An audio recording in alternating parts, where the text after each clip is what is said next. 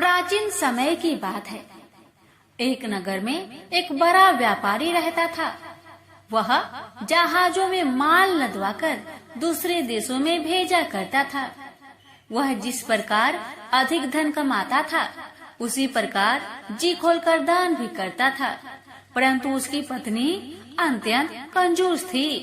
वह किसी को एक दमड़ी भी दान नहीं देती थी।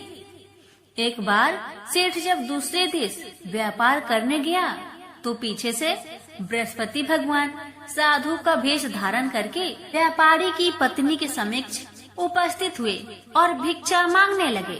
तब व्यापारी की पत्नी ने साधु महाराज से कहा, हे साधु महाराज, मैं इस दान और पुण्य से तंग आ गई हूँ। आप कोई ऐसा उपाय बताए जिससे मेरा सारा धन नष्ट हो जाए और मैं आराम से रह सकूं। मैं यह धन लूटता हुआ नहीं देख सकती।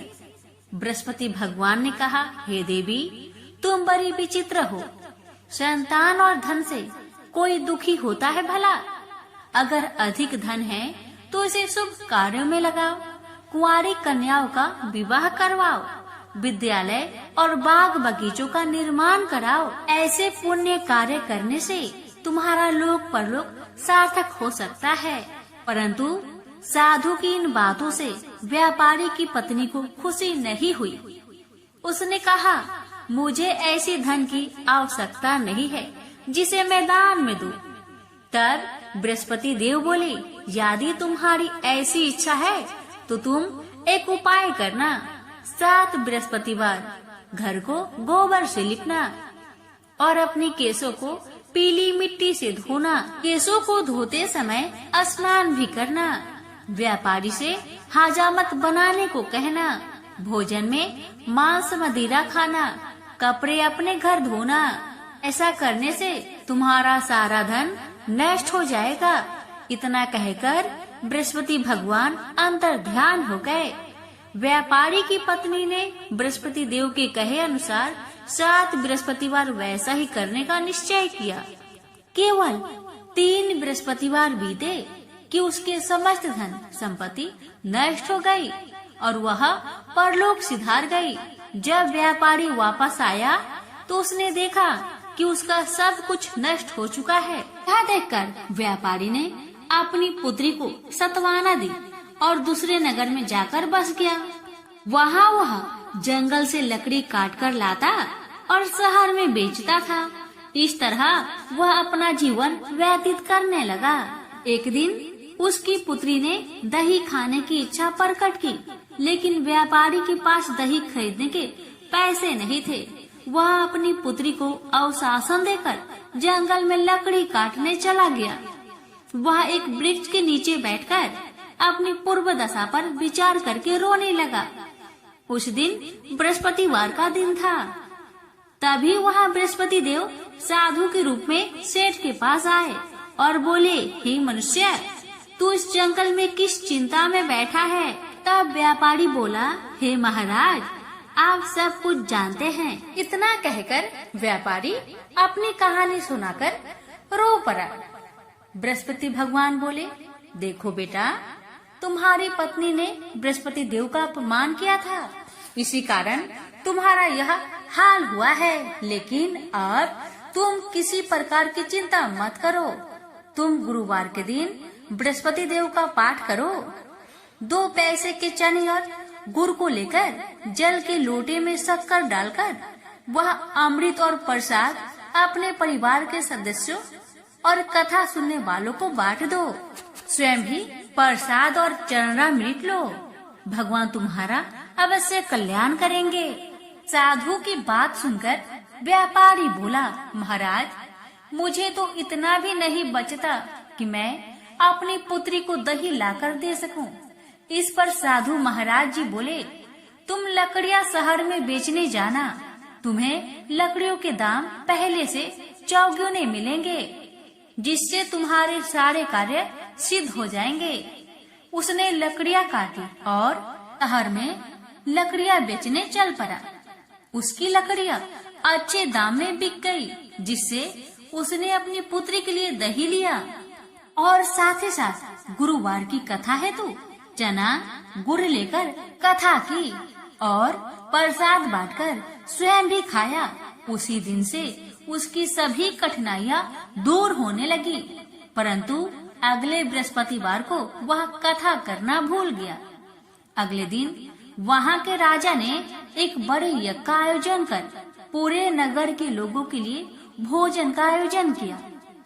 राजा की आज्ञा अनुसार पूरा नगर राजा के महल में भोज करने गया, लेकिन व्यापारी व उसकी पुत्री तनिक विलंब से पहुँचे। अतः उन दोनों को राजा ने महल में ले जाकर भोजन कराया।